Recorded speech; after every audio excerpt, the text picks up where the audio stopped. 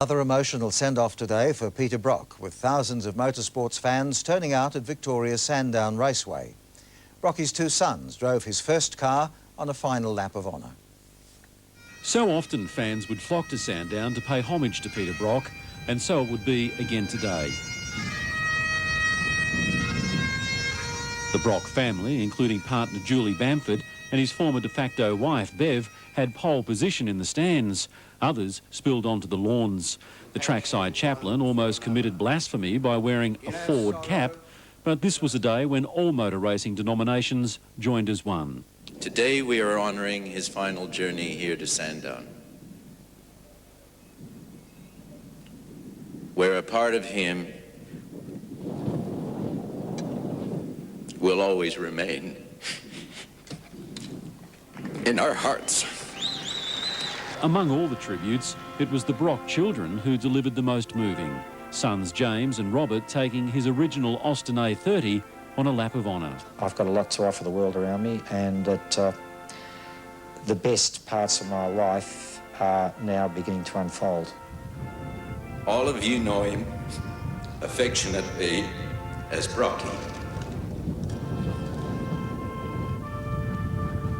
To me, he was a great friend that I called Peter. And in the most poignant moment of all, Alexandra Brock gave her dad one last checkered flag, one for the road. Tony Jones, National 9 News. But first, the shock death of motor racing legend Peter Brock. The 61-year-old was killed this afternoon when his sports car hit a tree during a rally in Western Australia. He'd only joined the race today. A tragic end for a man who lived his life at high speed behind the wheel of a race car. Peter Brock's Daytona Coupe hit a tree just after lunch while competing in the Targa West Rally. Saddened motor authorities confirming the Australian racing icon's death a short time ago. We've been advised that there's been a tragic accident in an event being held in and around Perth, and unfortunately as a result of that incident, Peter Brock has been killed. Incredibly, Brock's co-driver Mick Hone survived the crash and was taken to hospital in stable condition. The opening of the Tarmac Rally began this morning northeast of Perth. Peter Brock and his co-driver competing in the high-speed single-car stage of the 4-day event. Emergency crews descended on the scene. The car crumpled against a tree as crash investigators began trying to work out what went wrong. Peter Brock was easily Australia's best-known motorsport star, a dominant figure in the sport. The 61-year-old retired from full-time competition in 1997, his passion restricted to special race events like this one. I think everyone that gets involved in the sport knows that there are particular risks that go along with that, just as with any other sport or any other particular pursuit. But Peter was not a person who was cavalier about safety, quite the contrary. Brock's highly powerful Daytona Coupe is a modern version of a classic race car from the 60s. It will now be the centre of an investigation into the death of this racing legend. I think Peter's loss for motorsport is enormous, but his loss for the entire community is even bigger than that. Eddie Meyer, 10 News. And we'll bring you more on Peter Brock's death later on this news hour.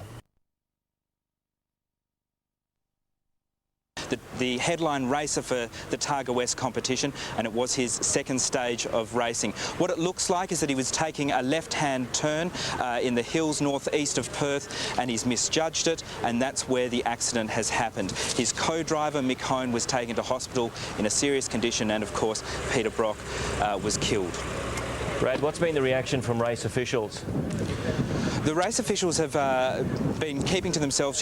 They wanted to get investigations underway as quickly as possible. Police crash investigators were on the scene very quickly, and there'll be a CAMS investigation. The rest of today's racing, that's been cancelled at this stage, and the drivers and race officials are going to meet later on this evening to discuss the future of the event. There's still 3 days to go, and it's unsure at this stage as to whether they will cancel the rest of the event in respect for Peter Brock. OK, thank you, Brad Hodson, reporting in WA. Struggling to come to terms with the death of the motor racing icon. His former wife Bev and Holden racing team driver Mark Scaife are among the many left reeling. The Brocks' 3 adult children said to be inconsolable at the loss of their larger-than-life father. The Prime Minister summed up the pain being felt around Australia.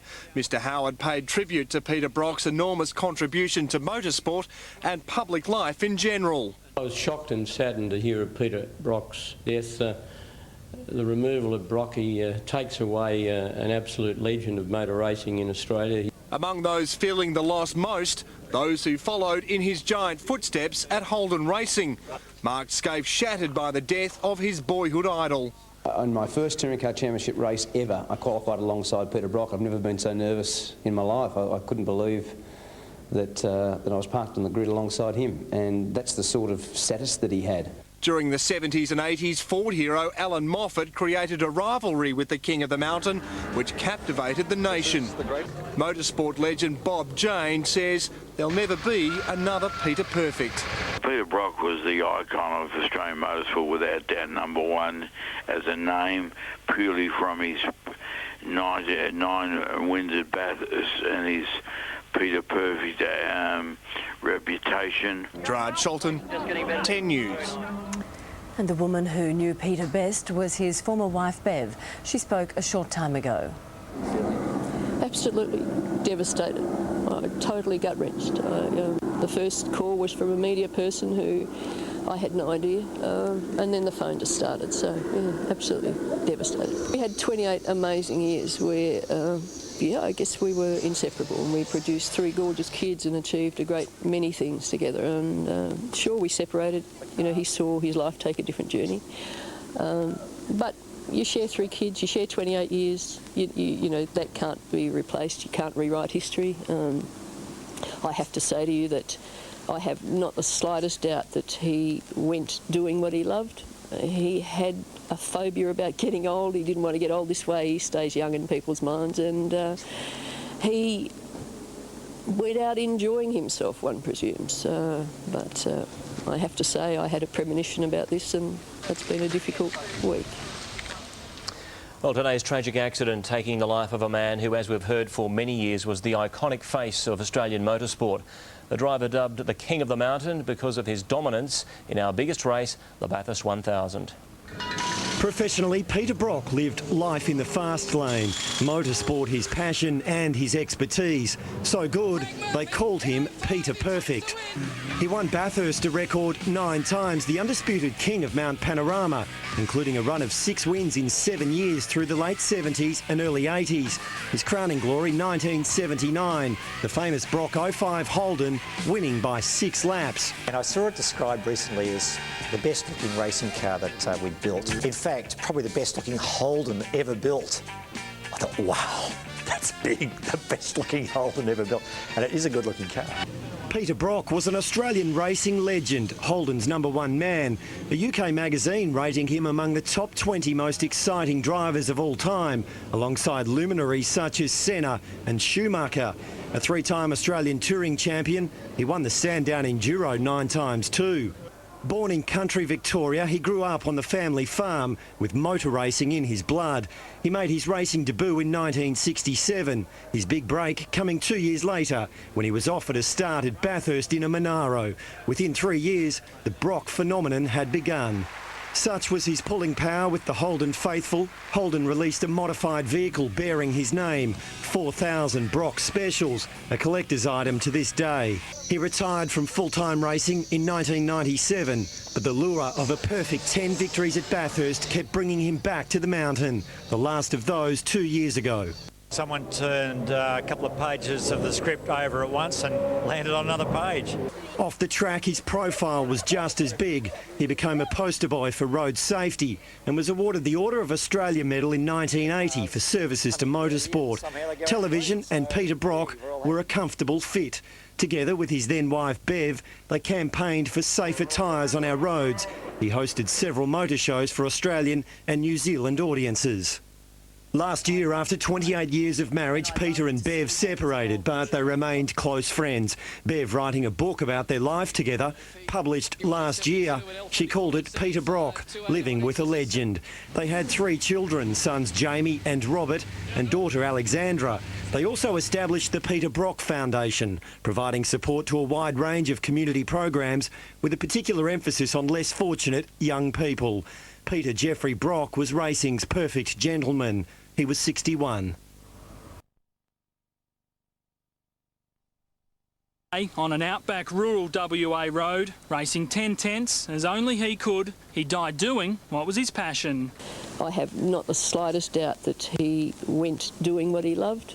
He had a phobia about getting old. He didn't want to get old this way. He stays young in people's minds, and he went out enjoying himself, one presumes. I can't fathom, hasn't sunk in yet as to the tragedy of Peter dying in an event like that. The removal of Brocky takes away an absolute legend of motor racing in Australia. He's dominated the sport for the last 30 years. Peter Brock's road to stardom began back in the 60s. Back then, he sported a goatee and drove a Tirana. His rise reached a peak in the 70s when a love affair with Mount Panorama began. All I care about, all I'm thinking about, is the car, the team, the guys, the track, and dropping the clutch and going. Come the 80s, Brock adopted two numbers he would become synonymous with. With 05 on the side of his Commodore, he would win the country's biggest race 6 out of 7 straight years. He would eventually win 9 Bathurst crowns. He would win the touring car title 3 times. And in doing so, he became a legend and a pioneer for his sport. It's like a high-speed game of chess. I love motor racing for that reason, that it's got the technical aspect, the physical aspect, and of course this whole business of this mental game that's going on. And the strongest mind is the one that, or the strongest collection of minds forms the strongest team, who are the more focused and everything else, and that's where it becomes QED.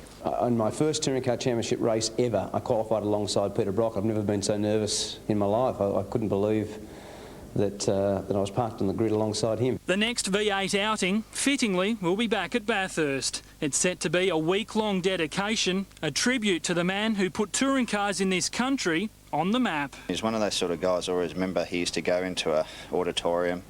There'd be 300, 400, 500 people there, and every one of those people sitting on that seat, there wouldn't be a word. While Peter Brock was talking, he just had him in the palm of his hands. It'll be a very big loss. The King of the Mountain, Notman, as he called the route instructions. And I can hear his voice go up an octave each time he says it. You know, it's a pretty good car, a great driver, and I'm seeing a lot of good country. The corner that claimed him was apparently notorious. Locals report 8 fatalities there. But Brock was fanatical about safety, a road safety campaigner and a one-time host of Seven's police camera action. The man who, reluctantly, held the title Peter Perfect. He wasn't Peter Perfect. He hated that title. He felt he was just an ordinary bloke. The 61-year-old leaves ex-wife Beverly and 3 children, Jamie, Robert and Alexandria. A mood that was Chris Reason, 7 News. Wife of 28 years, Beverly, says the racing driver feared growing old. She paid this tribute just a short time ago. Totally devastated.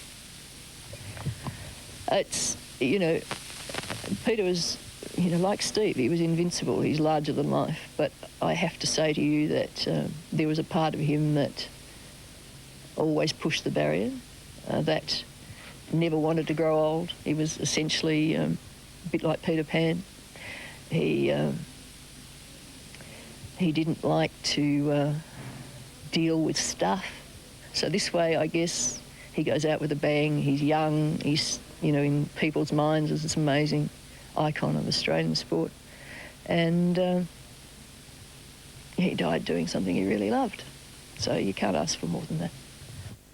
Sunrise weatherman Grant Denyer was competing in the race with Peter Brock.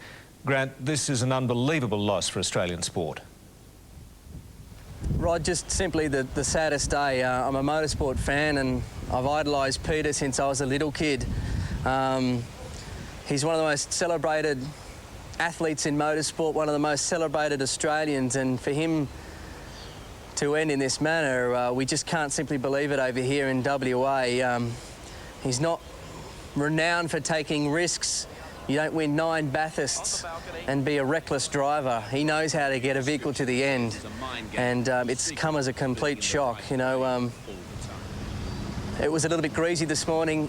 With our cars, there'd been some light rain. I don't want to speculate on what may have caused the accident, but controlled conditions, lots of safety officials, lots of safety standards usually make the running of these events very, very, very safe indeed. So it's a complete shock. But I tell you what, Australia says goodbye to a remarkable man who was extraordinarily thankful for the admiration he had from Australian fans and has devoted the latter part of his life to giving them everything back. You pull up in a service park and he's signing autographs for hours for the kids, and his motto to them on every signature was, you know, live life, and he certainly did that. You know, he's no longer competing and was no longer competing in hard and fast motorsport. He enjoyed these Targa events because they were a casual, friendly affair, a good chinwag with good mates and a good perv on some exotic cars, and he loved cars, and he certainly loved the intimate one-on-one in driving a car as best he could, and no one did it better than Peter Brock. So tonight the King of the Mountain puts that crown down for the final time. Thanks indeed, Grant. Grant Denyer talking to us from Western Australia. Peter Brock's dominance of Australian motorsport spanned 3 decades, but it came from humble beginnings. The man who would drive some of the highest performance vehicles had to build the first car he raced himself. Master of the blokiest of sports, Peter Brock had been cut from a different cloth. For 3 decades, he's been the face of Australian motorsport. That puts Brock of the Holden Torana into first place. He had nearly as many nicknames as checkered flags. Brocky, King of the Mountain, but mostly it was just Peter Perfect. That's it, the checkered flag for Peter Brock. His career, almost a destiny. Brock's great-uncle founded Australia's first motor race in 1905. Too poor to buy a car, the child prodigy built one, his first foray into rallying. He soon switched, though, to the mountain that would make him famous. Looks like a great victory for Brock in the Holden dealer team Torana. His first Bathurst win in 1972. Over the years, the cars would change, but not the results. Second, Peter Brock out front and leading the James Hardy for 83. By 1997, all that could be achieved in touring cars had been. I consider it's time to retire from motor racing. But it was after he retired that the first cracks appeared in the Peter Perfect facade. He left wife Beverly for Julie Bamford, and his first taste of public disapproval. In the years since, he went back to his first racing love, rallying. Competing in the Targa Tasmania. This year, travelling to England with a piece of Australian motoring history. A 1948 Holden Humpy, the model before the FJ. He came 4th. The 61-year-old only returned to compete in Western Australia, the same Chevy he'd raced in Tasmania, the one that would take his life. Thank you very much for the support over the years, and that's from the bottom of my heart. I mean, I've been amazed at the level of support I have had. Nick Etchells, 7 News. So once we get over the shock of it and resolve a few things, I guess that's the way we'll see him, that's the way we'll remember him. And I had a premonition early this week, and I think he did too. I think sort of part of him knew, you know, I mean, there was a time when he was ready to retire, and he knew then it was time to retire. But he didn't find it easy with the loss of such a humongous part of his life, that passion. You know, he didn't find it easy to fill that hole, so doing it still. He loved life? Absolutely, he loved life, he loved society. He constantly wanted to contribute to make the world a better place. He didn't always live up to his own expectations, and that sort of would leave him a little bit nonplussed, but he strove very hard to be the Peter Perfect that everyone wanted him to be. How would you like him to be remembered? The most amazing driver, a person who saw good in everything, who wanted to make the world a better place, and who wanted to be, he was a Peter Pan, he wanted to be young forever. What will be his legacy? I guess that's a curious one. His legacy will be strive for perfection, always reach for the stars. He always said in his autographs, live your dreams. And I think that's the way he'll be remembered, as a real people person. He had a remarkable gift for dealing with people. And I think that's how he'll be remembered. Tough news for Baird. As she said, though, Peter died doing what he loved. Carl, the major crash are still investigating. They don't really know, but you can probably see behind me, it's on a very steep downhill left-hander. It was on greasy, wet roads. It's been a filthy day here in Perth weather-wise. And the tree you might be able to see behind me is the tree that Peter hit, his Daytona coupe, and he hit it pretty hard, mate. The skid marks went for about, I suppose, 50 metres. He probably knew he was in stride 50 metres before he hit that tree. That tree, a local farmer has told me, has claimed the lives of 8 motorcyclists over the years, so this is a very notorious stretch of roadway. Bob, can you give us an indication of what sort of speeds they might have been doing around that bend? I have no idea, but that is a very powerful motor car. Yeah. I would estimate he would have been going around, and like, I could be putting the cart before the horse, and I don't want to prejudice any police investigation, but I'd say he was doing 100 plus, even around that very sharp corner. Bob, take us there tonight. There must be a real sense of shock, a real sense of loss where you are. Carl, this is a very black Friday in Perth. Not only is it black weather-wise, the mood here is sombre and black. There were a lot of people on this corner watching the cars go by, and they don't race each other in a target rally. They race against the clock. It's normally, well, it's very controlled and normally very safe. There were a lot of people on this corner. I wasn't here at the time. I got here about a half an hour, or maybe 3/4 an hour after the crash happened. I spoke to a lot of people who did see it, and some of them, they're all rev heads, obviously. Some of them were in tears that a legend, the man that made the number 05 famous, died just out of the blue, just totally unexpectedly. Bob, thank you very much for your time this evening. Appreciate it. You're welcome, mate. Well, Peter was one of the greats of racing, dominating the Bathurst 1000 during the 70s and 80s, earning him the name the King of the Mountain. Well, joining me now are 3 of the present champions of the track, last year's V8 champion Russell Ingall, and former Brock teammates Craig Lowndes and Jason Bright. To you, first of all, Russell, what was your reaction to his death? Hello, the motorsport community is in absolute shock over this. Like, I mean, he was such a popular person, and I mean, you just can't believe it. He was larger than life, and to now realise he's not with us is just incredible. Craig, as a young bloke coming through the ranks, what did he mean to you? Well, really, he helped me enormously getting into the sport, and you know, we still kept in contact. He helped me. You know, it's hard to describe. He touched so many people. He helped me enormously understanding the sport, understanding the media, and you know, as Russell said, it's undescribable. Jason, he was a real mentor to you too. Yeah, he was. He was a pretty special bloke. He, you know, I think he meant a lot to everybody within motorsport. He, like Craig said, he was always there for advice. And you know, growing up, you know, he was certainly a hero of mine, and I'm sure he was a hero of a lot of other people. And you know, to get the privilege to work with him and drive for him was, you know, something pretty special for me.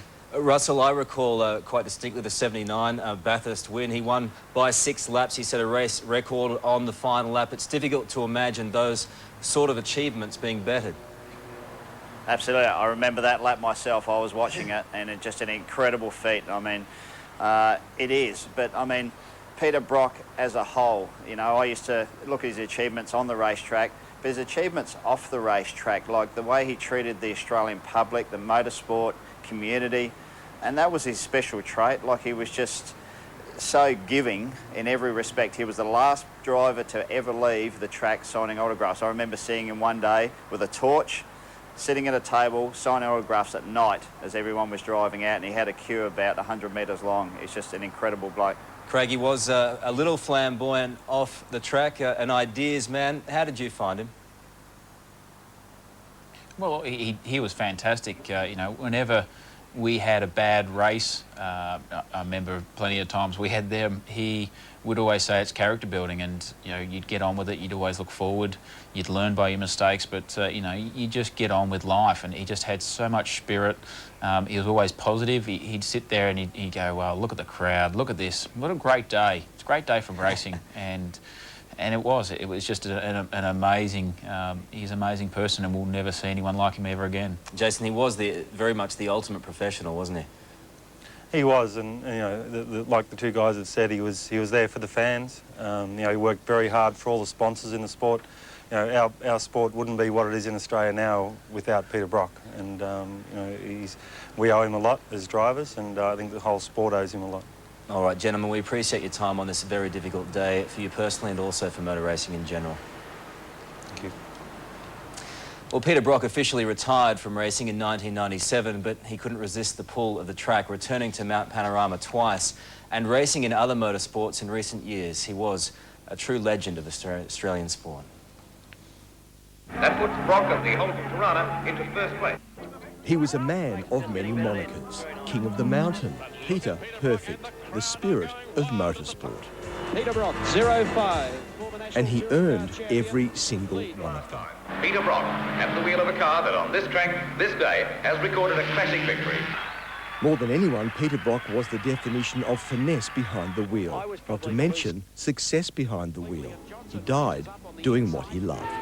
Australian series leader Peter Brock is favoured to consolidate his position as national... Brocky's driving ambition began 40 years ago as a hobby, became a passion, a profession and an obsession. Dick Johnson's better than you. Well, it's a matter of opinion. He's got a faster car than you, I reckon. Not for long. This was a man who was responsible for dividing Australia into two tribes, Holden and Ford. The battleground was Bathurst. Brock was Holden and his arch-enemy Alan Moffat was Ford. Moffat will pull out the stops down the straight. Peter Perfect dominated motor racing for 30 years, won Bathurst a record 9 times, retired from racing V8 supercars in 1997. OK, now we're coming up to a roundabout. On the track, he championed the .05 message with his car. Off the track, he campaigned tirelessly to keep the rest of us alive on the roads. OK, so I turn around here, blinker off, and away we go. I think it's good. I like intersections. I like them when they're controlled very nicely by a roundabout that everyone reads properly. It makes sense. Peter Brock died this afternoon at 61. 9 Bathurst titles, 3 wives, 3 children, and 1 supercharged legend. Motor racing has taught me an enormous amount about how to deal with a lot of things in life. In the end, Peter Brock met the checkered flag of life the way he would have wanted, behind the wheel of a very fast car. Well, Peter Brock's arch rival on the track was Dick Johnson. Remember those encounters? Well, he spoke a short time ago at Sydney Airport. Well, the number of times that we raced wheel to wheel and never even swapped paint, you got to have an awful lot of respect for a guy like that, and we respected each other immensely, and it's going to be a sad loss to motor racing. He was always the polished guy, and I was just the ocker, and at the end of the day, it was a great combination, and it's a very sad day. Dick Johnson there. One of Peter's best mates was Laurie Lawrence, the two working closely together with the Australian team during the Athens and the Sydney Olympics. Laurie joins me now from Brisbane. Good evening to you, Laurie. How are you faring tonight? Carl? Yeah, a bit shocked actually, mate. I heard it this afternoon. I was just cut. Oh, we had some great times together at the Olympic Games, you know. Laurie, let's talk about that. Off the track, I know that he was a little bit of a larrikin, and you definitely saw that side of him. Oh, crazy, crazy. Like we get into the Olympic Village, nothing but gravel, and John Coates said, we need this cleaned up, boys. We've got to relax and unite the athletes. So Brocky said, we need some gear. Let's get some gear. So we've got the okay, and before you know it, indoor, outdoor carpet right over the whole grassed area, well, gravel area. No shade, Athens. So Brocky jumps in well, he always wanted a car or something to get around in, so he's jumped in the golf buggy and away he goes, come back with a twinkle in his eye. He said, up at the Athletes Centre, mate, I've just discovered they've got 12 big shade umbrellas. I think we can do something about it. And I thought, all right. So I've hunted up the hockey boys, and that night at 10 o'clock, he and I had one golf buggy, I had the other, and we relocated 6 big umbrellas into the Australian section of the village. Next night, the Olyroos, they said, we can do this and we'll get the other 6 from down the other end of the village. So we finished up with the best athletes section of the whole village. And that's just only part of it. I mean, every day he'd wake up, we're in the room together. He'd get out the program for the day and look across and pull his glasses down and say, Laurie, who are we going to help get a gold medal today? And that was the sort of bloke he was. kids were having trouble, he'd have an arm around them or get them in or say, listen, pull your finger out, son, get on, and not as bad as you think. He was just a pleasure to be around. He's a sad loss to Australia. Laurie, you mentioned this afternoon that the Greek police might be still looking for you blokes over that incident. Is that true? I think the security's still looking for Brocky. Yeah. All right, Laurie. Listen, we thank you for your time tonight. We know it's a difficult day for you. Many, many stories will be told in the next couple of days, so thank you, mate. Officials and fellow competitors ask whether anything could have reduced the risk he faced. Some believe greater familiarity with the car and the track might have helped. Also today, the first statement from his partner, speaking of a spiritual man who had no fear. Too devastated to speak before now, it's the most difficult time Julie Bamford has ever known. Since there are few words to explain how I feel at this time, I'm left shattered. Such a short time together, she says, with an extraordinary man. Those close to Peter knew that he was a spiritual person who had no fear of death and dying. His mangled Chev Daytona is with police who've removed an onboard video camera and data recorder. It may take several days to analyse, but like an aircraft's black box, it could hold vital clues. A very clear picture of precisely what was happening to that motor car in the lead up to the incident and throughout the incident itself. But there are questions about Brock's preparation. That fatigue may have been a factor. He'd only just returned from competing in England and had little time to check the rally route first before racing on it in the wet. It was raining. Hadn't been over it. I was driving a four-wheel drive car, I'd been over it 10 times. His old rival and friend, Alan Moffat, admitted he'd been worried Brocky's passion to race had seen him stepping into unfamiliar cars. On the morning of the crash, Brock himself conceded that Daytona could be a wrestle. A bit like riding, an old billy car type thing where you've got the front right out there and your back is, you're sitting on the back wheels, as you say. Plans are still being discussed for a state funeral or memorial expected this week as tributes continue to overwhelm Brock's family. I have a house full of flowers. The phone never stops, the cards. It's just an amazing response, but not unexpected. Chris Marr, 7 News. Peter Brock's death has touched countless fans, but it's his partner, Julie Bamford, who is feeling the loss more than anyone. Peter and I were on an exceptional journey of love and growth within a committed relationship. Since there are few words to explain how I feel at this time, I'm left shattered. While they had known one another for 20 years, they had only been together as a couple for the last year. I will love him forever. Police now say it will take 2 weeks before they can determine why Brock's car slid off the road and slammed into a tree. They have video of the car crashing, shot by a spectator, and there's tape from inside the car. A little unnerving to watch, watching Peter drive, and very inspiring to watch him drive so well, and then very tragically seeing the crash occur on the film. Brock had raced the car before at the Targa Rally in Tasmania in April. This is an Australian-built sports car, a Daytona, very light, Holden mechanicals. Could do something, yeah.